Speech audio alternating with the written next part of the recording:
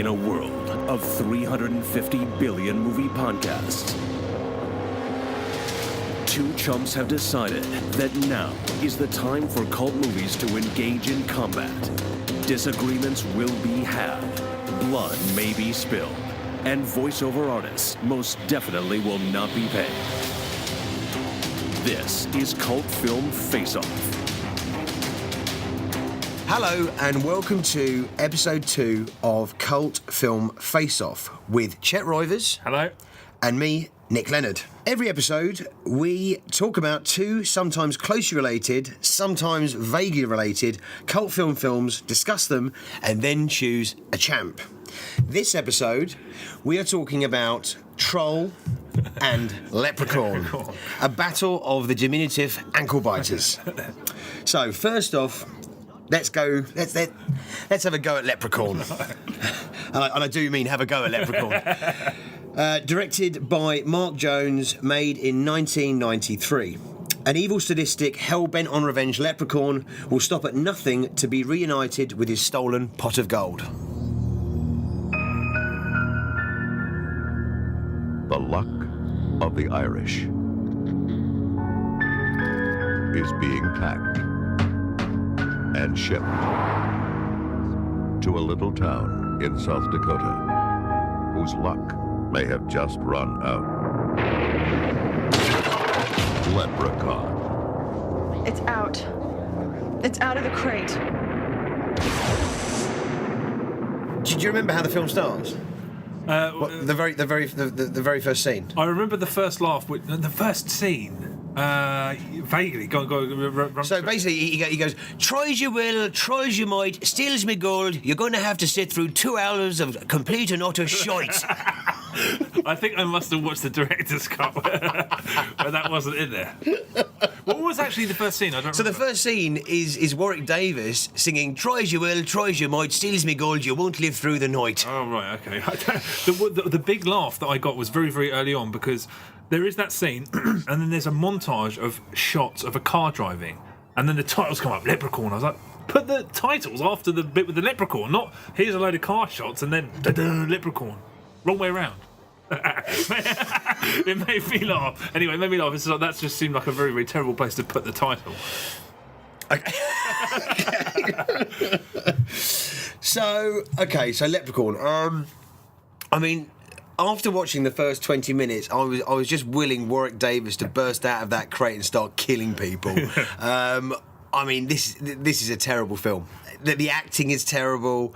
The comedy is terrible. There was only one scene in this whole film that made me crack a smile, right. And that's the scene where they're just throwing shoes at him, and he's cleaning them incessantly. Yeah. That was the best bit of the film for me. It was the only part of the film that made me crack a smile. The rest of it, I was like, this is really tough sitting through this film. The only other time I cracked a smile was when I thought to myself, this is literally as boring as watching paint dry. And I thought that, and then there's a scene where I'm actually watching paint dry. Really digging deep into my head to try and find some positives in this is that Jennifer Aniston's in it, and Jennifer Aniston's got more charisma in her little toe than the entire rest of the cast. Yeah, and I suppose if I'm really clutching at straws to try and bring some positivity into it, is that it was just so full on Irish cliches, to rainbows, to four-leaf clovers, to the first character being called Danny, oh Danny boy. I mean, every single thumbed in stereotype of Ireland was in there. But yeah, I really didn't like this film at all, and I can't believe it spawned, was it 3 sequels? Maybe more. I don't know whether Leprechaun in the Head was the 3rd or the 4th one. One thing I do know is that the director is only credited as being the creator of the character, so I don't think he actually wrote the scripts for the sequels, so he obviously has so much love. He's like, I won't ever sequelize it. I'm staying true to my original vision. So I suppose you've got to give him props for that. I've watched, so have you. I mean, I've watched so many films stoned that you end up having a certain appreciation. So you've seen this before? No, I've never seen this before. Right. No, but it kind of threw me back. I think if you were inebriated, this would be entertaining, more entertaining than it is when you're not inebriated. I was not inebriated, but you start kind of overlooking for good things, and I think I didn't find it as painful as you because I was trying to see the good in it, I think. Please tell me the good that you saw in it. Okay, well, I did like the structure of it. The film starts with a sort of like a 10 years before, kind of a couple fall foul of the leprechaun, and then it cuts to the present day. And it's that's a classic horror movie structure. I thought that was quite nice. I also like the way that they turned cliches about Ireland into kind of they made it like a horror film cliches. In that, I don't think traditionally a leprechaun, the four-leaf clover in the film is like garlic or a crucifix. And as soon as they show it to him, he's like, "Oh, I don't think that's." So they turned that into like a horror film trope, and also gold is like a source of his power. I don't know what his powers were. His powers seemed to change. Well, he had powers of being able to mimic anybody's voice. He could do that. And then he could close doors. But he could open and shut doors. He could also. He really needs those powers.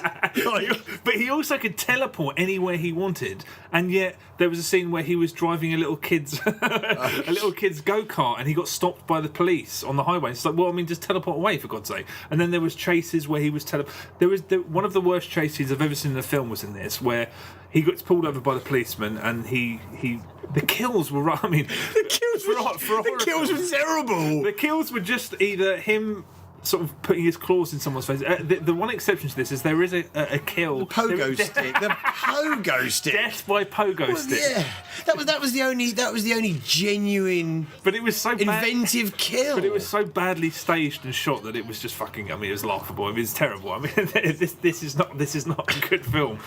But the funny thing you find about horror films like this that are made this cheaply is that the last thing on the writer's mind or the people making the film is what are the powers. Because he just was teleporting randomly and like mimicking people, and it's just like, well, what can he do and what can't he do? He can just do whatever the fucking script dictates he can do, which is fucking stupid. Warwick Davis didn't annoy me, but that's because I feel like the script was he's an annoying bastard. So Warwick Davis played an annoying bastard very, very well with the worst Irish accent of all time. I mean, like the Irish accent. Well, he didn't have an Irish accent. he kind of did sometimes, and then it was. Me goal. He could say me goal. Pretty convincingly in Irish. The rest of it was just Warwick Davis's kind of Radar-esque tones like permeating through every time he spoke. I mean, the actual look of the leprechaun is something that I would give props to. That the leprechaun looked decent, his face, his teeth, his hands. He looked like a nasty critter. Yeah. And then they put him in high heels. Yeah, those heels. I bet Warwick Davis has got some things to say about how awkward it was getting around set in those shoes. Yeah. I mean, did it remind you of any other? Did it remind you of any other horror film? Did it remind me of any other horror film? I don't think so. Gremlins. Oh well, I mean, to Spike's death at the end of Gremlins, and the way Leprechaun skin was seeping through and everything, it really reminded me, and obviously of Gizmo in the Barbie car when. Oh yeah, okay. I mean, to be honest, I think that both of the films that we're talking about in this episode owe a massive debt to Gremlins. Less so Leprechaun, but I do know what you mean. Yeah, I think I had the same thought.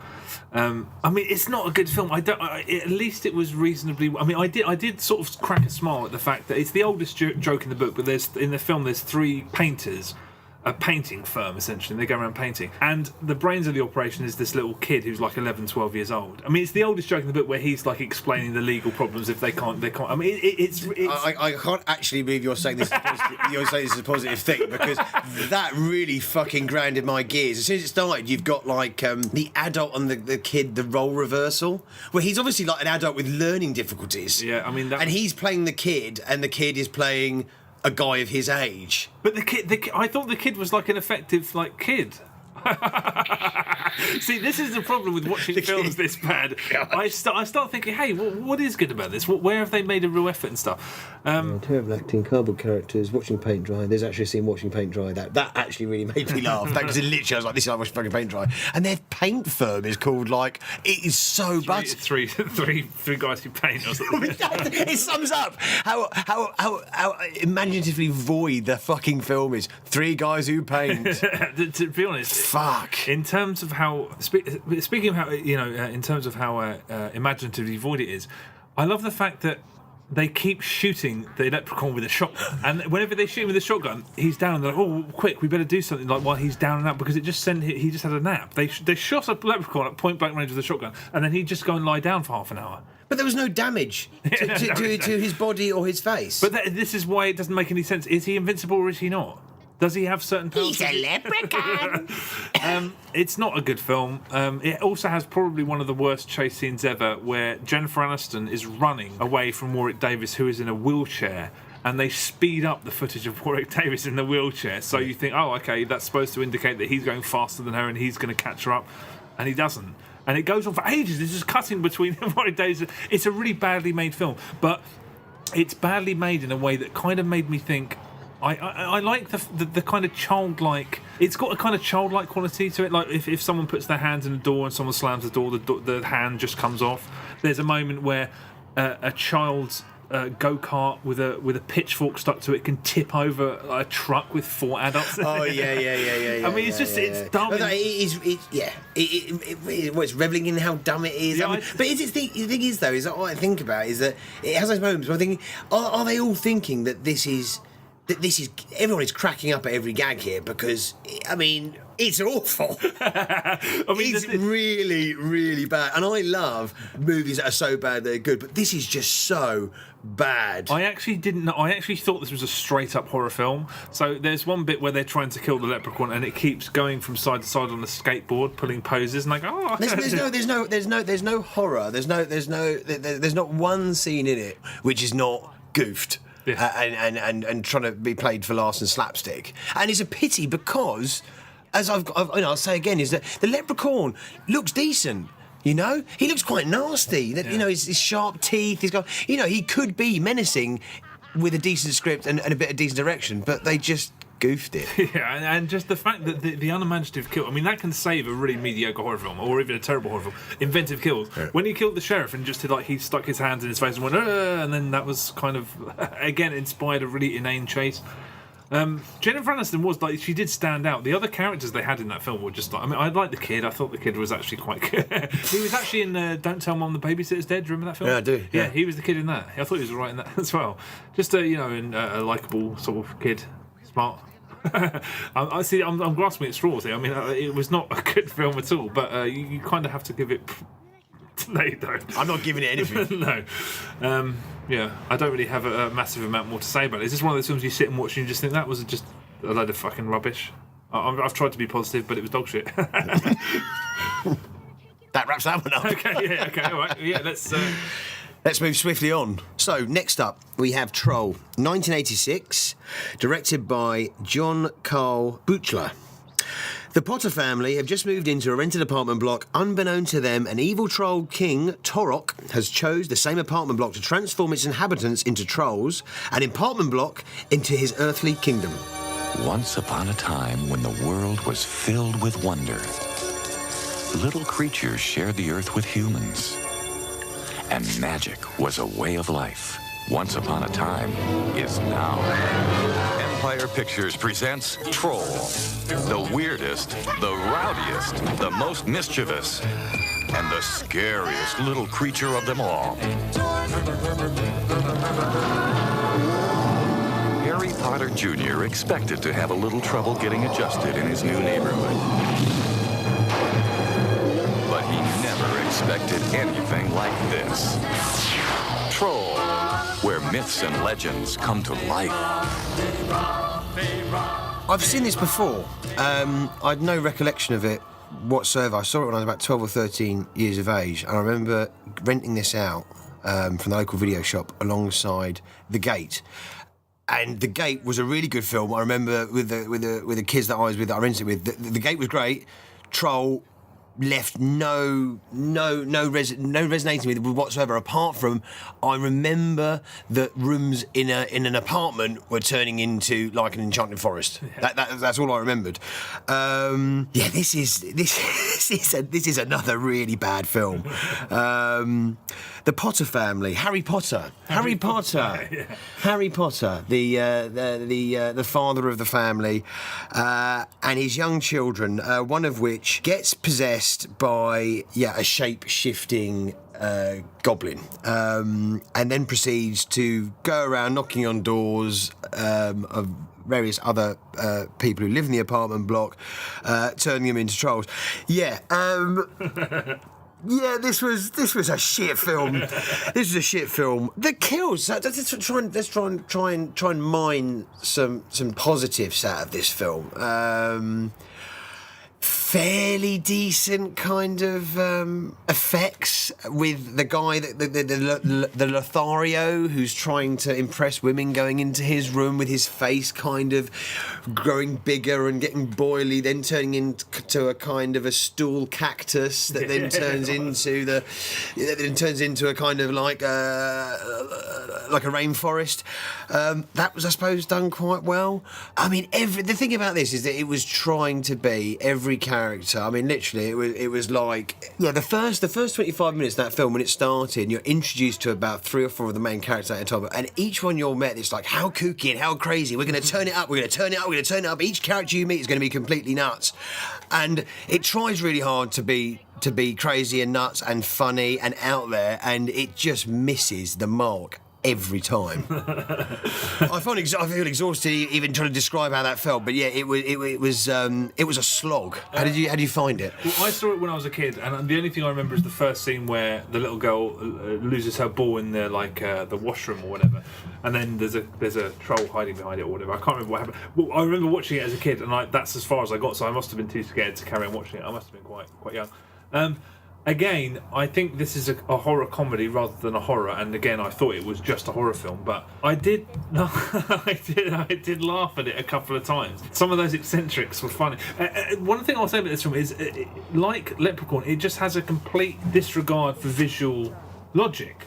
Like, there's a scene in the beginning where a little girl is chased out of they're in the apartment, and the older brother chases her little sister out, and you see them running down the stairs, and they knock someone over down the stairs, and they get to the bottom of the stairs, and the door opens, and the family come out of the door, and you're like, hang on a minute, they're supposed to have run out of that house, and now they're just living on the ground floor, and they've knocked some guy on the floor who's like a Lothario.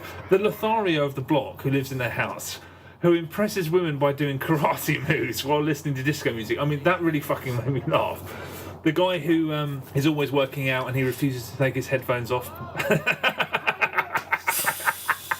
I don't know. Again, I think maybe... Did that make you laugh? It did.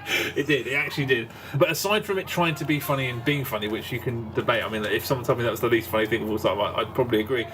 I'm a big fan of Troll 2. I feel I haven't seen it for well over a decade, but I was really into Troll 2. Troll 2 is a different beast. It is. I love Troll 2. But I was surprised by how much, considering they are completely unrelated films. The Troll 2 film was made not being Troll 2. No, there's no connection between the two films. Completely different writer, completely different director. Yeah. But I was surprised at how much they shared. There's that complete, again, disregard for logic that I just found really funny. There was some... also, Julia Louis-Dreyfus is in it in a cameo. I didn't realise. Yeah, it's nuts to see her... a very young Julia Dreyfus. Yeah, that was nuts seeing her pop up. I obviously don't remember her being in it. Yeah. The positive would be is that the actual creatures and the characters and the animatronics was good for the time. That must have been... It was pretty good. Yeah. Pretty good. But I'll say that whenever there was a close-up of the troll's face, it seemed to be doing a little reassuring little smile, like it was listening to like someone telling them a story. Like when it was supposed to be horrific, they'd cut to a close-up and it'd just be like... Well, he never looked menacing. No, he's always looked quite friendly. Yeah, exactly. I thought that added to the charm of it a little bit. And Troll 2 cannot be matched for quotable dialogue. There's few films that can match it, but this came damn close. There were moments where I was just like, that's hilarious. I mean, there's a character upstairs in the block who I guarantee you the part was written for Angela Lansbury. It's a spinster woman who lives The upstairs. spinster woman is the best performance in the film. No doubt, but the fact that she had like armour on the walls, which made me think of Bedknobs and Broomsticks, but she's supposed to be, you think that she's a witch or something. I thought that part was written for Angela Lansbury. There's a scene where the younger brother knocks on her door and says, "Hey, is my sister here?" And she says, no, she's not. And he goes, "Oh, phew, can I come in? I need to throw up." And she goes, "Oh, sure, yeah, come in." And then when he comes out of the bathroom having apparently thrown up, she says, "Did you pop your cookies?" And I was like, what kind of phrase is that? No one's ever said that in relation to somebody being sick. And there's also, very early on, the little girl who's possessed by the troll plays hide and seek with her brother. And when he finds her, he says, "I'm going to tell Mom and Dad that you've been hiding." I'm like, she get bollocks for hiding somewhere. What is that? It's the complete disregard for logic or knowledge of how human beings interact with each other that it's shared with Troll 2. Where you're just like, who thought that was a... Well, I tell you, to pick up on that and being completely inane is the fact that, you know, when she's acting like a troll, no one's really picking her up on it. Yeah. Like, she's eating that burger like a pig and behaving obviously completely obtuse and out of order. And her parents aren't picking her up on it and just letting her run around that block, not reeling her in at all, going into everybody's different apartment. One thing that I did like and did make me laugh consistently, but I didn't know if anyone else was finding this funny, is Phil Fondacaro, who plays the character of Malcolm Mallory, the Professor of English, who's the dwarf. Who every time he came on screen, I thought he just a massive dead ringer for Lionel Richie. I could actually see. Every time he came on, I was just like, that made me laugh every time he came on screen. The director was responsible. I mean, he is the king of shit sequels. He directed Ghoulies 3, Ghoulies Go to College. I can't vouch for that. Terrible. Right. He directed Friday the 13th Part 7, The New Blood, which That was a good. Wasn't that a good one? no, it wasn't. It wasn't. I can't remember. It's either 6. It's either 5, 6, or 7. Jason Lives, which is Part 6, is a high point. Oh, okay. Part 7 is where they have the girl with telekinetic powers, which has got quite a good final scene, but a lot of bad in that Friday the 13th. And Hatchet 2, which I haven't seen, but I've just read that it pales in comparison to the first one. But I do want to see a sequel that he did, which is a Charles Band film. Yeah. Gingerbread Man 2, Passion of the Crust. Well, that's a fucking... I'll give him the benefit of the doubt, and I'll search that out just because of the title of that one. That's a good one. Another thing that sort of relates it to Troll 2 is that there seems to be an inordinate number of scenes set at a dinner table, and they're always eating food that looks fucking disgusting. There's a scene where they're eating some sort of cake, and I was just like, oh. In Troll 2, there's all that stuff where they're eating that possessed stuff. You can't piss on hospitality. That's right. But it's just like the relentless scenes at the dinner table. I don't know whether that's sort of on purpose or whether it's just, I suppose it's an excuse to have the whole family in the same room. But eating disgusting looking food, that reminded me of Troll 2 as well. Did you notice that there was it seemed like the writer had an agenda against people who read? They speak about someone, they're like, oh, he's an egghead upstairs, I hear he reads newspapers, I even heard he read a book. And then one of the son does something, and someone says, "Oh, he's probably a reader or something." There's all I didn't pick up on that. Little digs at people who read books, and I just thought that was a fucking weird agenda to have. The ramping up. The final chapter of the film, where it obviously ramps up the action to the final fight with the monster and with the leprechaun. What the hell was I going to say? Goblin. No, sorry, the troll. The troll throws his spear. I mean, yeah.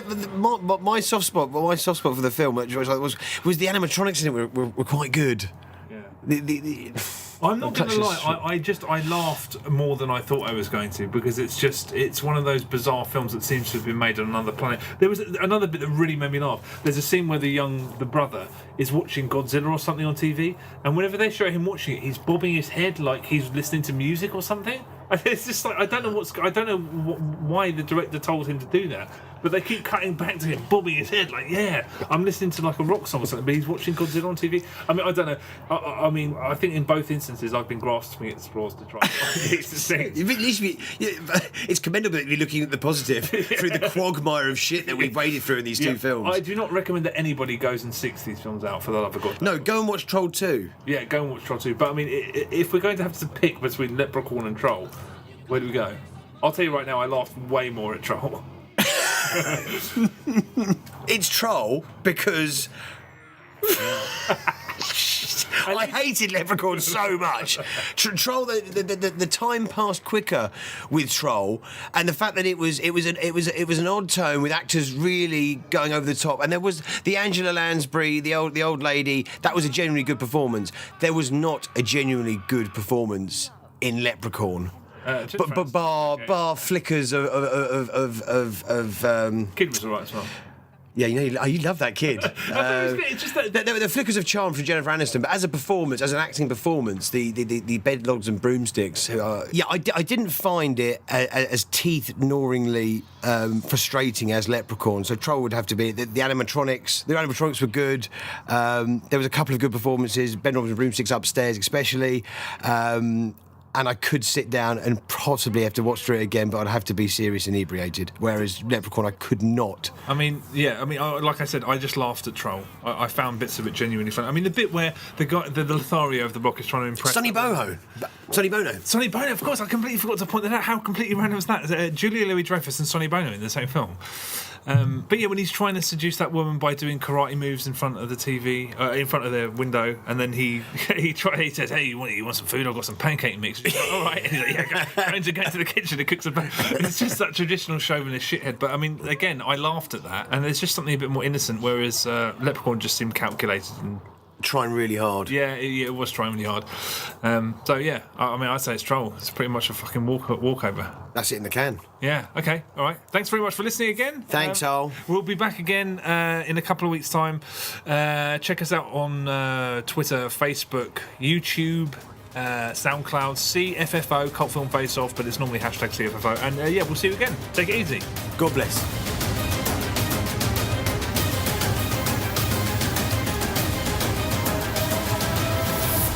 Cult Film Face Off.